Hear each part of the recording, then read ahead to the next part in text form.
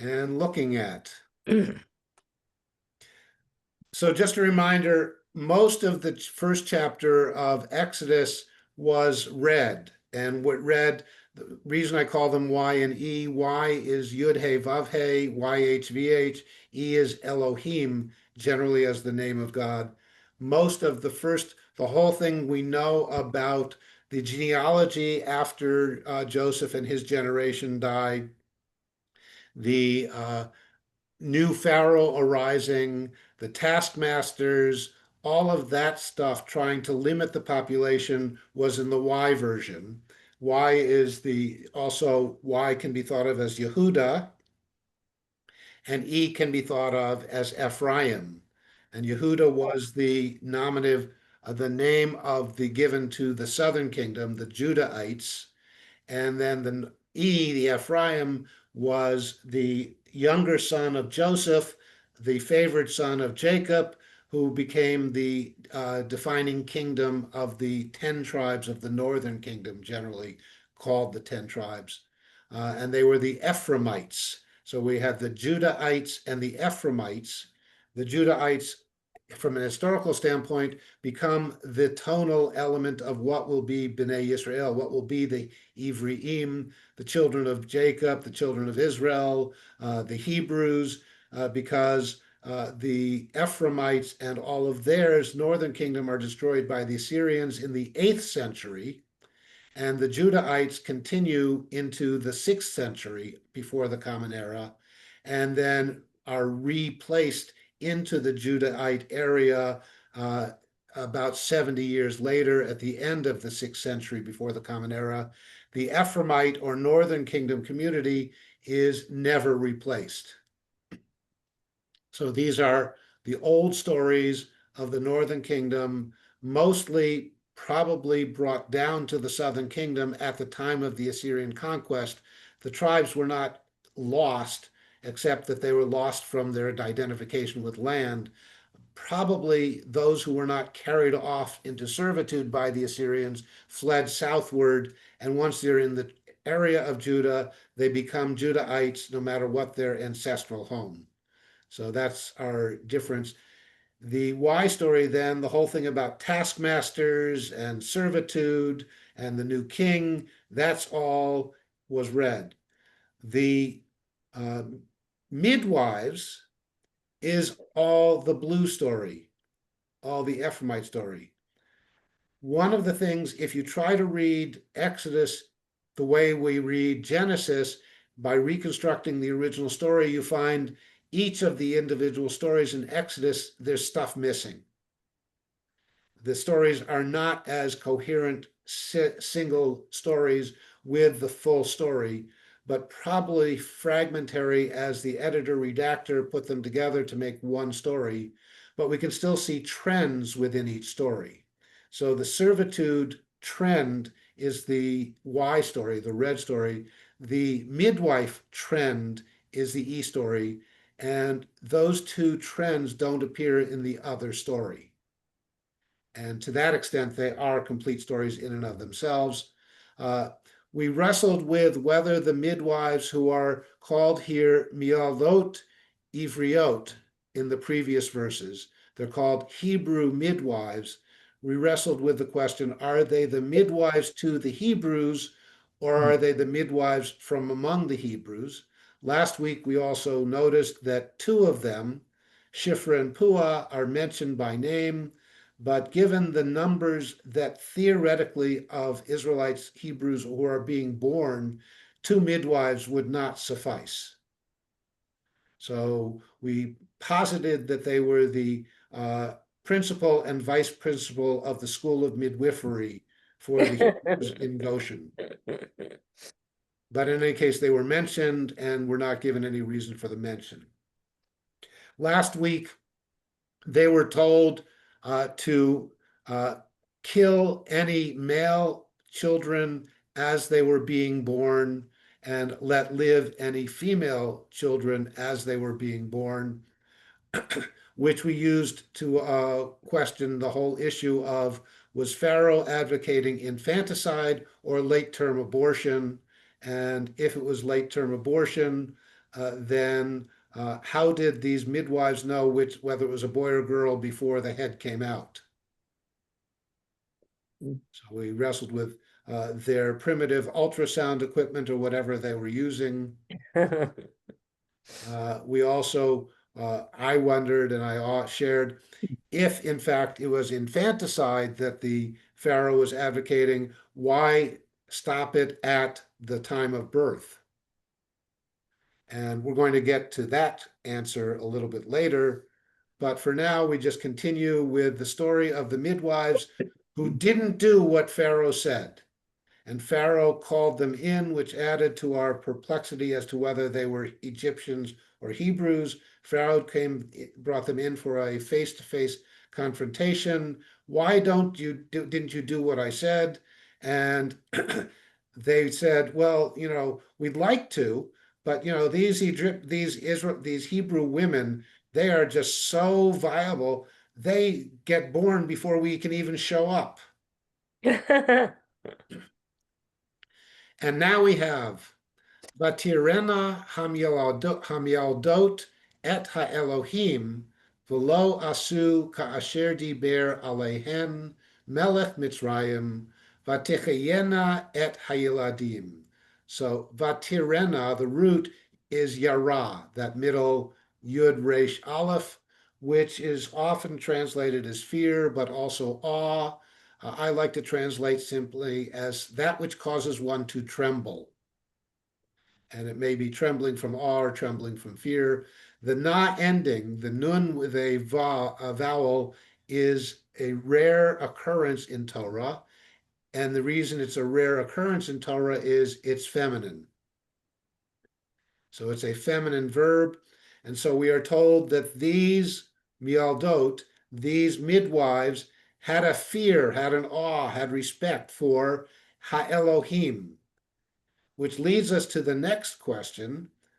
How do you translate Elohim, which traditionally we translate as a name of God, the God of the Hebrews, but Elohim just means gods with a small g. And we see it used in other places as gods with a small g, especially back in Genesis when we learned that the B'nai Elohim, the sons of the gods, copulated with the women, the daughters of the human, and created the heroes of renown. So are these midwives Egyptians who are in fear of, in awe of their gods and don't do what Pharaoh said, which they recognize as being against the gods? Or are they Hebrews who are in fear and respect of the God of the Hebrews? Or are they Egyptians who are now converting because they recognize that the Hebrew God is bigger than the Egyptian God? And the answer to all of those questions, of course, Jewishly is take your pick. Because that's what leads to Midrash is things that are not said and ambiguities. So we can only translate it as they were in fear of either the gods or God. V'lo asu, and they did not do. And the asu here is just a generic plural.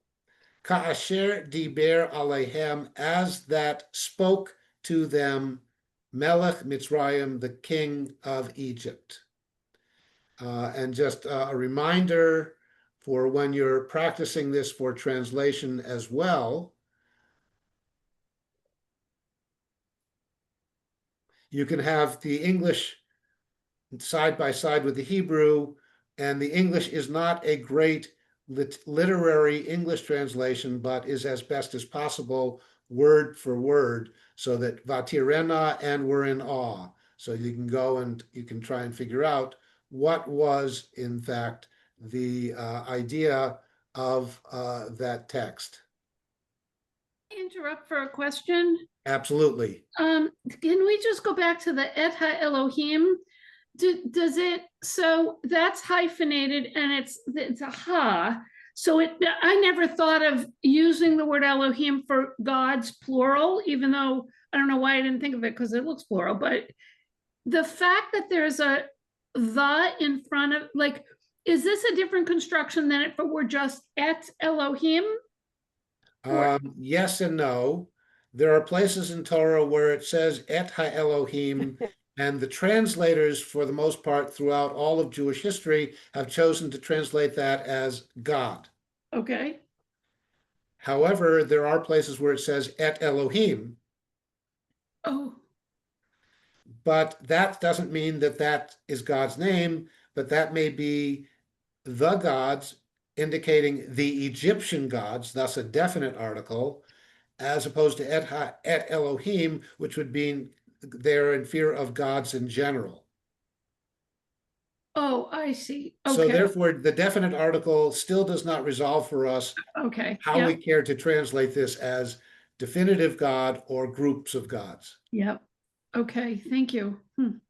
So the words that were spoken alehen to them, Melech Mitzrayim, that is the subject. Melech Mitzrayim is the one who did the debearing.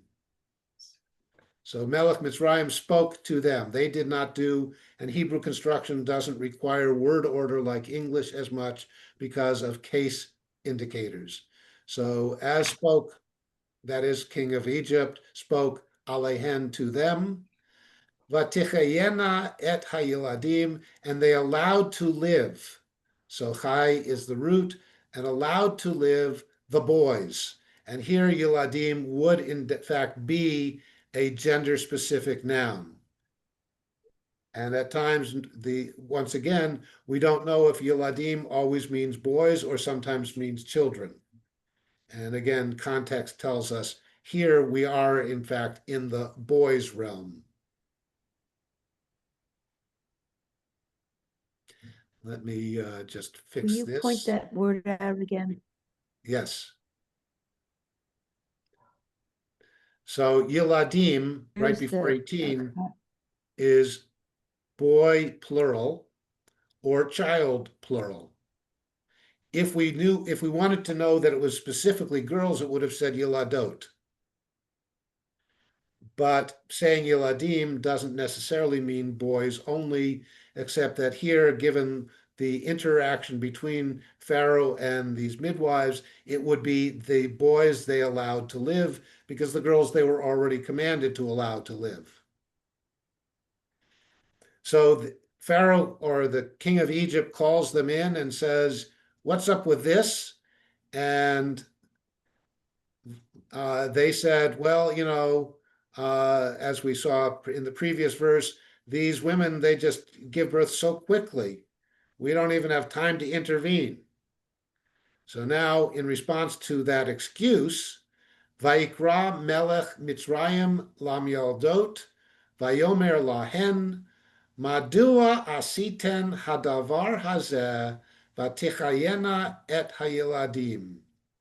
So 18, Vayikra. This is now no longer just speaking, this is calling. So in a sense, we might have the original orator using again verbal language, tonal, to say, Pharaoh, king of Egypt, is no longer speaking. Pharaoh, king of Egypt, is shouting. Why did you do this? So Vayikra Melech Mitzrayim, and called out the king of Egypt, and said the king of Egypt, Lam Yaladot, to the midwives, Vayomer, and now we get the quote. And Vayomer, very often in Hebrew, in biblical text, is simply the indicator that here comes an open quotation mark. Can you make it so that it can see both sides again? Yes.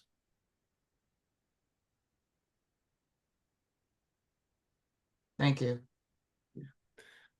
The issue in Hebrew is we don't get close quotes. We get the and the king of Egypt called to the midwives, saying, and here's the quote, sometimes it gets a little confusing as to when the speaker stops speaking. But in this particular case, this is what Pharaoh said, lahen, to them, feminine, madua, which is a very strong word for why. Asiten, again feminine, did you do? hadavar hazeh, this thing, vatichayena et hayiladim, and allowed to live the boys. 19, vatomarna, and now this is again a feminine form of, as opposed to vatomar, vayomer, or vayomru. This is now the midwives speaking, and we know that because it says hamyaldot.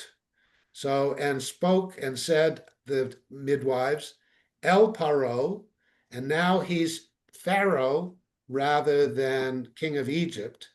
There's no biblical Torah sense of why the two terms. Therefore, there's lots of midrash. But we won't go into all that. Suffice it to say that, and why is it not Pharaoh? Again, a reminder that Paro, the pay with the strong, with the dot, is when there is not a vowel before the opening letter. The weak, the Pharaoh, is when there is a vowel before the opening letter. So at times we're going to see Pharaoh, and at times we're going to see Paro. In Hebrew, it's the same word, it's just pronounced differently based on some oratorical reasons. So this is what they said to Pharaoh, Ki lo chanashim hamitzriot ha'ivriot, Ki chayot hena beterem tavo alehen hamialedet vayaladu. And again, that vayaladu, that is verbal punctuation, telling us like Gothen and Aretz, Lachem, these are the end of a phrase or the end of a sentence. Verse 19, so the midwives said to Pharaoh, Ki lo chanashim hamitzriot ha'ivriot. Literally, for not like the women, the Egyptian women, the Hebrew women. So hamitzriot and ha'ivriot are both connected to the nashim. So not like the Egyptian women, the Hebrew women. And the R that would be used in English does not exist. The verb to be in the present tense in biblical Hebrew does not exist. So while it says literally, for not like the Egyptian women, the Hebrew women, a translation would say, for the Egyptian women are not like the Hebrew women. But that's all English we have to add. So those Hebrew women, they're not like the Egyptian women. Adding to our puzzling, are these midwives also dealing with Egyptian women? Because otherwise, how would they know what the Egyptian women in giving birth are like? So therefore, are they traveling Egyptian midwives who are sent to Goshen to work with the Hebrews? Or are they Hebrew midwives who hear stories about or are making something up? They have to give some reason other than we fear the gods, because Pharaoh would say, well, big deal, I'm one of those gods. So therefore, they have to come up with a different excuse why they don't do it.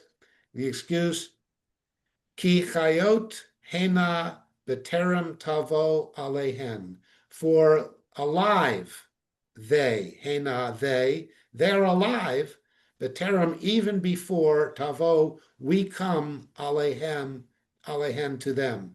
So these Hebrew women give live birth, and the babies are already there on that stone that we heard about last week, the birthing stone, before we even show up, before we have time. Because, they can't text us. They have to send a messenger. So it takes time to get the message for us to show up. By the time we What's get Tavo? there, the baby's already born. So What's Hamialeret, Tavo? Tavo, we come. Feminine again. So, ki chayot hena, for alive they or them, they are alive. B'terem tavo, even before we can come, even before we come to them. Tavo alehen, come to them. So we will come to them.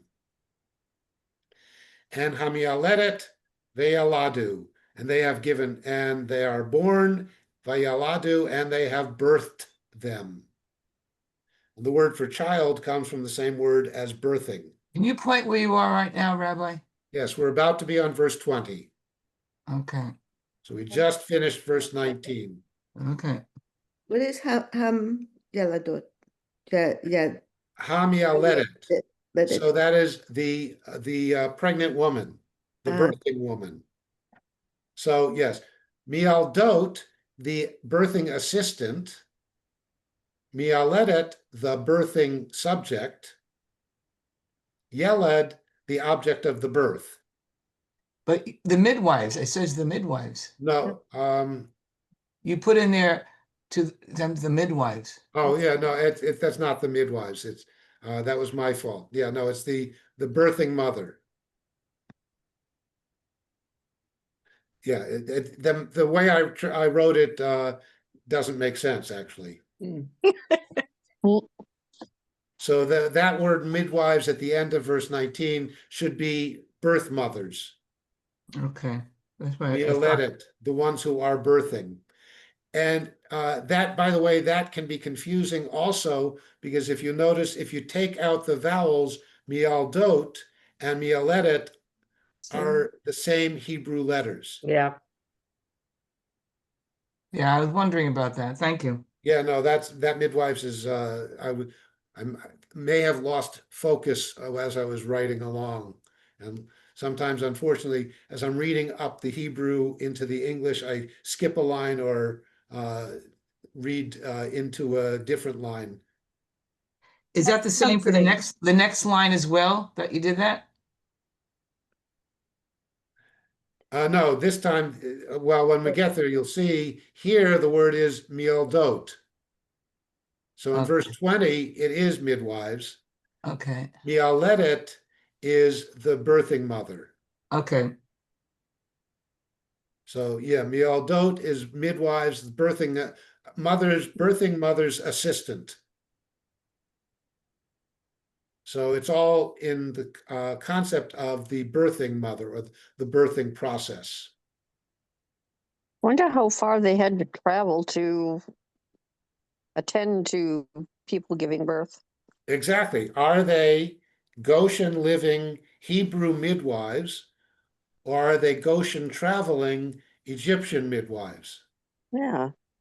And of course, the text gives us no clue other than the one we choose to read into it when we create our midrash. And by the way, this is one of those rare areas in the Torah where women give birth. Most of the time, Really? men give birth. Well, good for them. I would like to be there for I was that. saying, I how would do be, men yeah, give really. birth? Yeah, Well, I'd it like to be says, a midwife there. Do you think that one of the ways they wouldn't have known gender before the baby was born is if for some reason the midwives delivered the baby's head first? well, generally, I mean, that's the preferred position. Mm-hmm. Breech is not one of the preferred Well, I know positions. it's not, but Yes, that's exactly the point, is how were they supposed to know, boy or girl, before the birth? And we wrestled last week with, or I helped you wrestle with the question, what was Pharaoh actually commanding the midwives to do?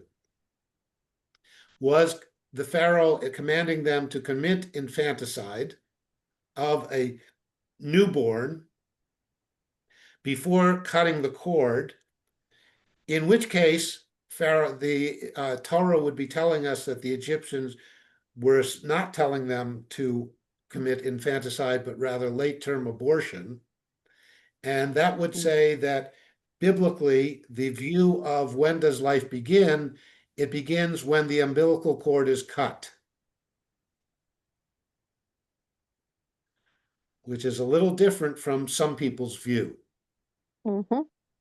And therefore they're being told, and one of the scenarios that I posited that might have been either said or in the mind of those who like to get into the gory details of the Torah, which of course never appear in the stories called Bible stories for little children, is when the baby comes out and it's a boy, the midwives were supposed to say, oops, Oops. the cord is wrapped around the baby's neck and we can't do anything about it. Mm, So how were they supposed to comply with the order of Pharaoh is exactly, that's a question. yep. When are they supposed to know it's a boy? Mm-hmm. When the cord is When the cord is cut. wrapped around the neck. Yes, when the cord is wrapped around the No, neck. when the and cord not is cut. wrapped around, Hmm. you know it's a boy because the boy's cords are. In any case, so for those who wish to use religious justification for anti-abortion stance, it's not there. At least This certainly will- not in this kind of story. Are you saying this has been used? Because it's pretty clear you can't determine the sex. Yes, in in Jewish view of life, when does life begin? The Talmud says life begins at crowning. Okay. At when? When Crowning. the head comes out. Uh-huh. And in fact, there's a lawsuit against the anti-abortion in Texas brought by a Jewish woman because anti-abortion in Texas then impacts her religious views. Good for her. The two other cases were dropped because Is it they when the were, head arrives or when the head arrives and when the breathes? head comes out, then life Is it begins. when they Yeah, whether probably. the baby breathes or not? Whether the baby breathes or the Talmud doesn't get into that. So how does this suggest one way or the other? This is That if the child is to be terminated as a boy through an abortion process, which is what the simple reading of the text would indicate, the question is, how do you perform an abortion on a child until you know its sex? Mm-hmm. Thus, it would seem to be if Pharaoh is not advocating that they commit infanticide, then Pharaoh is saying that, or the biblical author is saying that Pharaoh is saying that the life does not begin until the cord is cut. But why would we assume that Pharaoh is not demanding infanticide? Because then the question would be, why didn't Pharaoh say, kill every firstborn boy? Yeah. Kill every boy. Mm-hmm. Why bother getting involved with midwives if you're just going to kill boys after they're born? Oh, because they wanted to get it before bonding, before it's in the mother's hands, before the mother is more mobile. Exactly. and can So we escape. can pose all sorts of scenarios as to what is the line Pharaoh is drawing for the midwives. And did he know he was drawing it? And did he know that he was drawing it? Exactly. So all of that is for further study. But in any case, in the blue story, it's all midwife stuff and all birthing stuff. In Can you the go back to red 20? story, there's no birthing stuff. The red story is all tasks and toil and pain and suffering in servitude. Can you do 20 word by word again? He hasn't Verse he 19. hasn't got there yet. Okay. He hasn't gotten there. So 20 now 20. Vayetev Elohim lam yaldot, vayerev ha'am, vaya'atzmu ma'od. So Vayetev, and caused it to be good. Sure. Elohim lam yaldot, to the midwives. Here the Elohim is not with a definite article. And is it therefore the name of the Hebrew God, or is it just gods in general made it really good for the midwives? Can you answer that question? No, I wasn't there. That was a good question. Yes, You that's weren't. the issue of Torah is we can't answer that question definitively because we don't know what was the actual theistic view of the biblical author of these stories. Okay. We know what the theistic view developed into, and certainly the Torah is not monotheistic, but one might say hypertheistic. One thea is better than the rest of them. Mhm. And we get that in the Song of the Sea. Mm. And we certainly get that with the idea of the recognition that people are making offerings to other gods. Yep. Can you, I didn't quite understand that. Can you? So the especially Genesis, Exodus, we are not, Abraham is not the first monotheist. Mhm. Abraham is the first one to say there's one God bigger than the rest. Mhm. And the rest, it's not until we get to places like Isaiah where we get the other gods are no gods. But we don't get that idea of ineffective gods. We just get the most effective God. And that's ours. Uh. So here, Elohim, throughout Genesis and now into Exodus, Yud He Vav He is a name. It's not necessarily, it's also a name in some other Middle Eastern ancient communities, but Yud He Vav He is clearly a name of a god. El Shaddai, that God appears to Abraham as back in Genesis, is the name of a god. Elohim is more of a generic God's term, taken later to be another aspect of the Yud He Vav He God. And by the time it gets to the rabbis, we get the Yud He Vav He God and the Elohim God being the aspects of mercy and the aspects of justice. And then we get all the midrashim about God appearing in the form of justice versus God appearing in the form of mercy or compassion. But here in this text, E, the capital E that I use simply says the word Elohim has been used. And when I say the E, as I do up above, that means the word, the Elohim has been used with a definite article. Mhm. How we translate that E as either God, capital G, or God's small g, then affects how we read the text. And we don't have an annotated version of this story. We don't have the footnotes of the story. We don't have the original scrolls of the story. So we don't know whether the original teller of the story was God's or God. And we also don't know what was at stake for them in that difference. Exactly. We don't know. We know who they were talking to for the most part. We don't know who they were talking against or what they were trying to convince the ones they were talking to about. But we do know that for the midwives, they get reward. They are caused to be good by some divine power system. However, what we don't know is what did they get out of it? We don't know what the good was. It simply says it went well for the midwives. Oh, they got to walk away from Pharaoh with their heads still intact. I mean, that's good. So we don't know if they got extra reward or they simply were You know, allowed I to think for continue to live. midwives, what's good,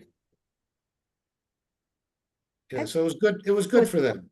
good for midwives always is a safe baby.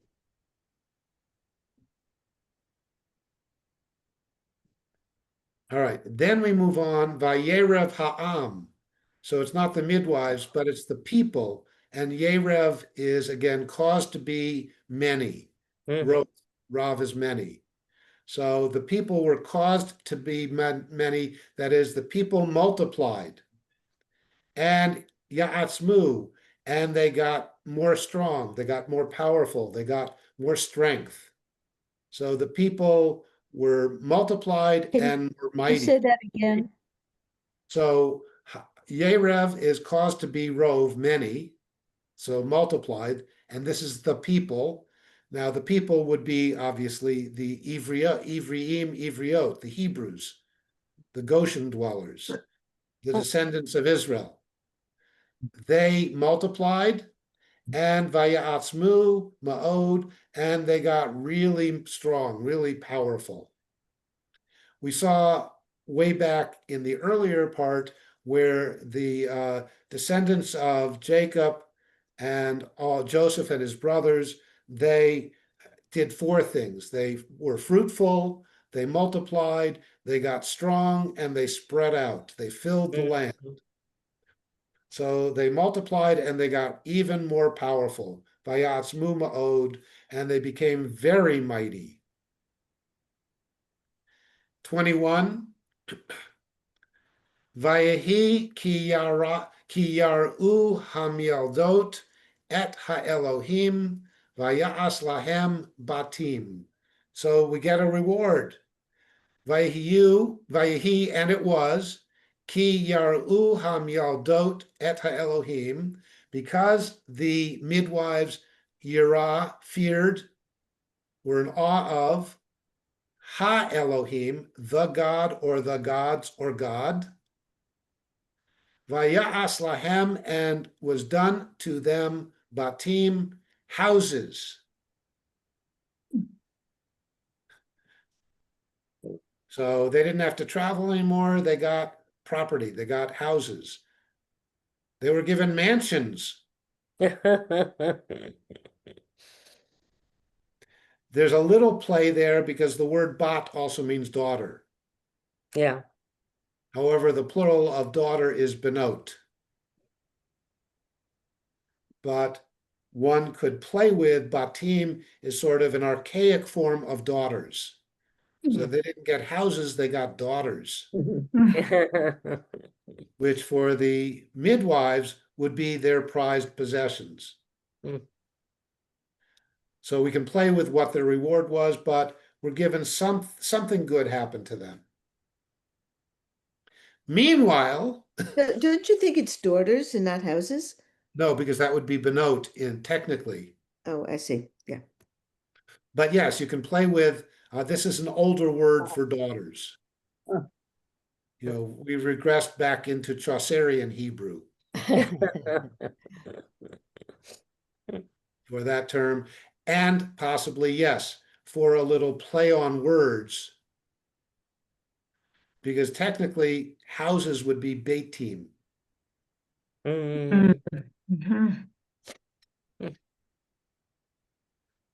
So they got houses full of daughters. Thus, we I have one word to cover both. I thought it was associated more that they delivered, not knowing whether it was a boy or girl, and when it was a girl, since they were doing infanticide, they sort of scooped her up and took her away. Well, but the Hebrews were allowed to keep the girls. Yeah, theoretically, yeah. Meanwhile, Back at the ranch. forgetting all of that stuff about the midwives and going back to the original Pharaoh solution to this population problem on his eastern coast, which he tried to do by making their work really hard for them. In this story, verse 22, Vayitzav Paro l'chol amo lemor, kol haben hayilod hayaora tashlichuhu, v'chol habat techayun. And so now, Vayitzav Paro, Pharaoh commanded, l'chol amo, to all his people, saying, Kol haben hayilod hayaora tashlichuhu. Every son that is born, yilod again is a firm form of the yeled, the birthing stuff. Every son that is born to the Nile, Tashlichuhu, you will toss it in. Oh, actually. Tashlish. Yeah, that's where tashlich, sending it off, throwing it in, casting it out. Mm. But this is the pharaonic ice world that is commanded to raid the Goshen, search for boys, and throw them in the Nile.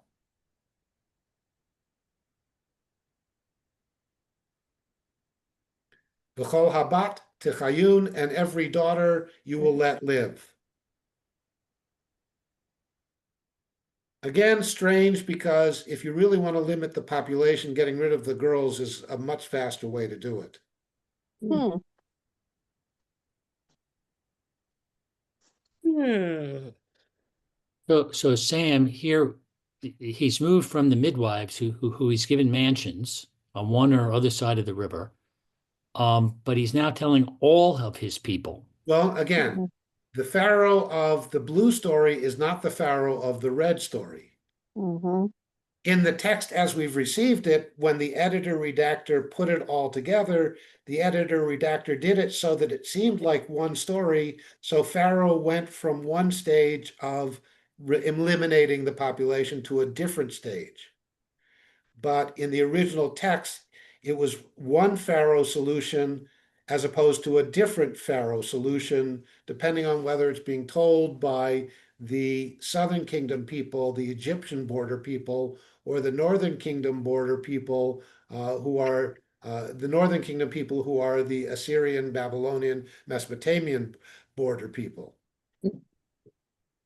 So again, the philosophy, the agenda, the view of when does life begin, the way of subjugating a population is different depending on who's telling the story. So in That other becomes words, more clear again if you read a red, and when it becomes blue, skip it and jump to the next red.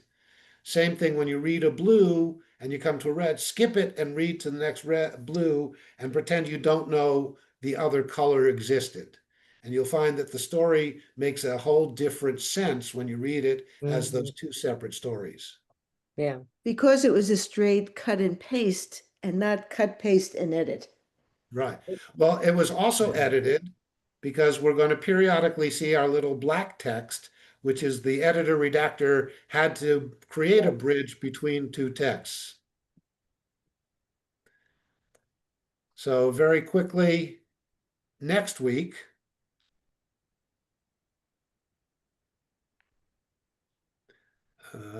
What's next week? next week is this. Now we get the whole kill the boys story. So, Vayelech ish mi beit Levi, vayikach et bat Levi. We are now going to get to, we got up until this point, chapter 1, we got the Egyptian side of the story before Moses.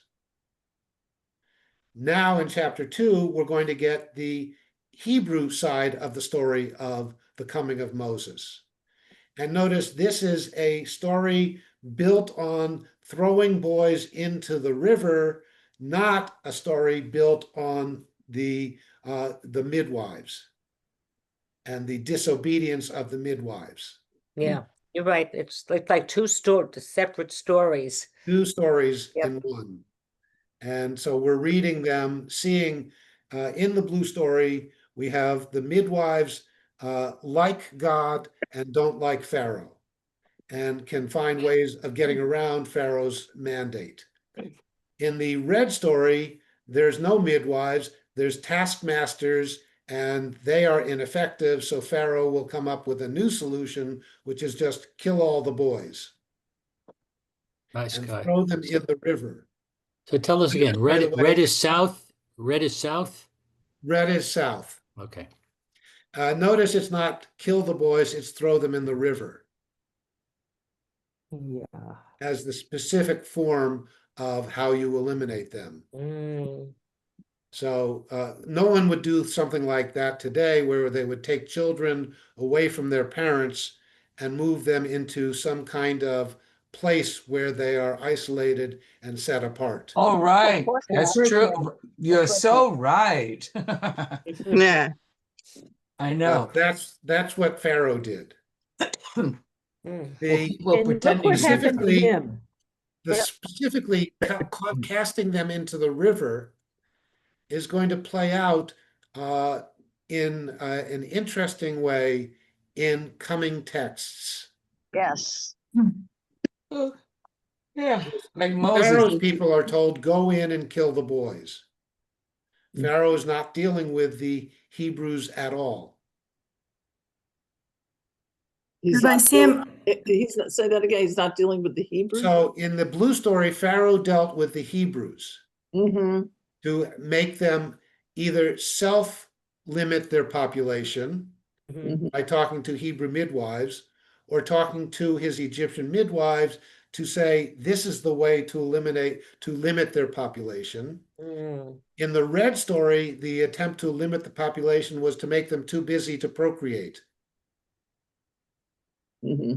And when that didn't work, had to be more direct involvement. And Pharaoh sends in clearly men to kill the boys, not working with women. Mm. Hmm. Well, That's also, by the way, plays back into our earliest Genesis division, where the blue story, remember, was the coastal story, where the Yeah. matriarchy or patriarchy, the slightly more gender equal social roles, was more visible, as opposed to the inland shepherding, where clearly the gender roles were patriarchal. So we will find where women have some predominance in the story, it's more likely going to be in the blue story, where in that society, women were actually more recognized. That's a hypothesis, but it seemed to play out in the text. And again, the coastal peoples would have had a different view of gender roles in society. Well, thank you, Rabbi. All right, so that's it until next week. Thank you All very right. much. thank you. Have a good weekend.